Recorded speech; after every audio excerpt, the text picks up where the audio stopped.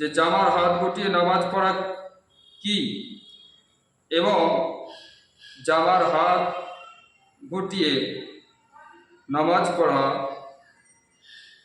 মাকরুহ এবং রাসূল পাক সাল্লাল্লাহু আলাইহি ওয়াসাল্লামের সুন্নাতের খেলাফ। কোরআন শরীফ কি বলে? কোরআন শরীফ আট-পারা সূরা আল আরাফ আয়াত নাম্বার হচ্ছে 32।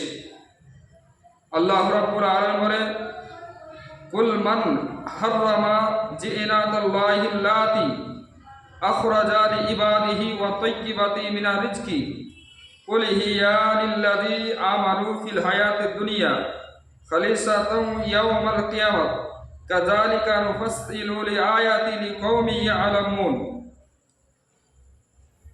আল্লাহ পাক বলেন যে আপনি বলুন এই বিষয়ে কে তাকে নিষিদ্ধ করতে বলেছে, কে মানা করতে বলেছে যে আমার পছন্দনীয় বস্তুকে,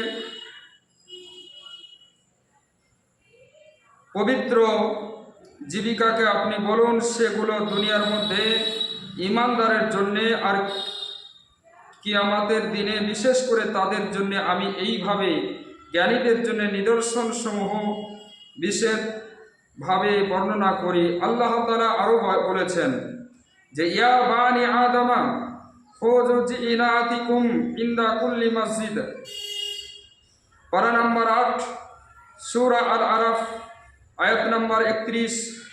অর্থাৎ হে আদম সন্তানগণ, সুন্দর পোশাক পরিধান করো যখন মসজিদে যাও। তাহলে কোরআন এবং হাদিসে বুঝতে পারলেন যে হাত গুটিয়ে নামাজ পড়া কি। হাত গুটিয়ে নামাজ পড়া নবী পাকের সুন্নাত অস্বীকার করা, অর্থাৎ হাত গুটিয়ে নামাজ হবে না। বুখারী শরীফ।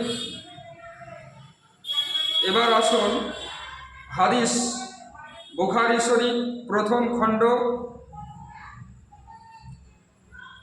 113 পৃষ্ঠা কিতাবুল আজান, নামাজের মধ্যে নিজের কাপড় না গোটার বর্ণনায় হাদিস নাম্বার হচ্ছে 816। এর রাওয়াইতে এ হাদিস বলছেন যে হযরতে আব্দুল্লাহ বিন আব্বাস রাদিয়াল্লাহু তাআলা আনহু রাসূলুল্লাহ সাল্লাল্লাহু তাআলা আলাইহি ওয়াসাল্লামের মুখ থেকে শুনেছেন এবং আদেশ দিয়েছেন আমাকে 7 হাড়ের ওপর সেজদা করা আদেশ হয়েছে, আর চুল ও কাপড় না গোটানোর নির্দেশ দেওয়া হয়েছে।